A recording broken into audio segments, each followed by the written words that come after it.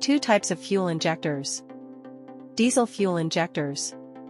Modern diesel fuel injectors are used to atomize and inject or spray diesel, which is a heavier fuel than gasoline, directly into the combustion chamber of a diesel engine for compressed ignition, no spark plugs. Diesel fuel injectors require much higher injection pressure, up to 30,000 psi, than gasoline injectors, because diesel is heavier than gasoline and much higher pressure is needed to atomize the fuel.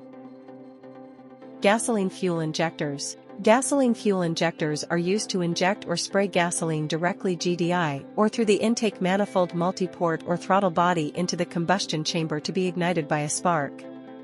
Gasoline injector designs vary by type. Newer GDI injectors use multi-hole nozzles, older multi-port and throttle bodies use pointless style nozzles. Gasoline injection pressure is much lower than diesel, 3000 psi for GDI and 35 psi for Pinter style.